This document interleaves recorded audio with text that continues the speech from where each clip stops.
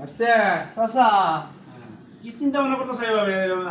চাচা কইন না, ভাবছিলাম যে এই বছর ব্যবসা বাণিজ্য ভালো হবো, রমজান মাস, তাহলে কিছু টাকা ব্যাংকে জমা রাখবো। এই 20-25 লাখ টাকা আছে, ভাবছি 30 লাখ টাকা টার্গেট করছিলাম, তার তো মনে হয় হবো না।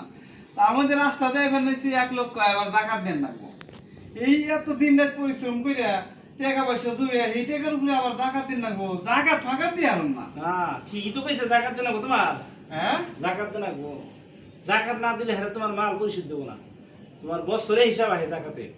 এখন এই যে রমজান মাস চলতেছে, তুমি 1 বছরে এই যে ব্যবসা করবা, সারা বছর খাওয়া খরচা করে যেটা থাকবো টাকা, তুমি 27 লক্ষ কইতে চাও, এনে 30 লক্ষ বানাবা।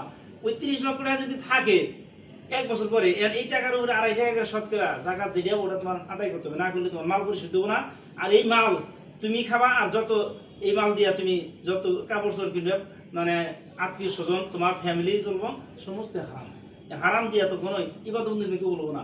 আর এই মালে যদি মানে যে মালে 1 টাকা যদি হারাম মাল থাকে, তোমার 1 কোটি টাকা তোমার হারাম হয়ে গেল। তাহলে তুমি এই সামান্য কটা টাকা জাকাতের টাকা, এটা তুমি দিয়ে কি তোমার এই কোটি কোটি টাকা তোমার ব্যবসা, এটা কি তুমি হারাম করছো? পুরা টাকাটাই পুরাটাই হারাম হয়ে যাবো।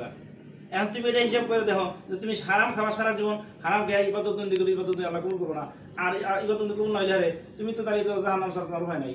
তুমি দুনিয়ার উপরে তুমি এইটা মানে স্বাচ্ছন্দ্য ভোগ করলা যে তোমার জরিমানা হইতেছে জাকাত, আমার কি জাকাত চাই? আমি এত পরিশ্রম করে এই করছি, পরিশ্রম করে টাকা মানাইছো ঠিক আছে, তুমি এই যে পরিশ্রম করো, এক সময় নামাজ ঠিক মতো পড়া না বা পড়ো, আর কায়দা যায় নামাজ হয় না, নামাজ সোজা আল্লাহ ইবাদত বন্দি ঠিক মতো দিতেছে না। এখন জাকাত আদায় করলে ঠিক মতো, জাকাতের ধন বাড়ে, জাকাত দিলে মাল পরিশুদ্ধ হয় আর মাল বৃদ্ধি হয়।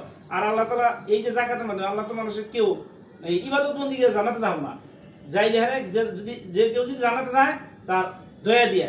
তো এইভাবে যদি তুমি যে জাকাত আদায় করো, আল্লাহ তাআলা চাইলে তোমার জাকাতের একটা সুন্দর একটা সুষ্ঠু তুমি জাকাত আদায় করছো, এটা আল্লাহর কাছে যদি ভালো লেগে যায়, এই দয়া তোমার জান্নাত দিতে পারে। তাছাড়া জান্নাত দেওয়ার তোমার ই নেই, জাকাত দিতেই হবে। ঠিক আছে চাচা, ঠিক আছে, বুঝতে পারলাম আমি। ঠিক জাকাত আছে। দিতে হবে, হ্যাঁ, জাকাত ইসলামের অবশ্যই, দৃষ্টিতে হ্যাঁ। আছে, জাকাত জাকাত না দিতে দেওয়ার হবে কোনো না, উপায় নাই। উপায় নাই, শতকরা 2.5 টাকা হারে জাকাত তোমার আদায় করতে হবে। তুমি হিসাব করে দেখো গা, একজন মানুষ নিয়ে বসো কত টাকা তোমার জাকাত হয়, এটা ঠিক জাকাত আছে, আদায় করা হবে। ঠিক আছে, ওকে।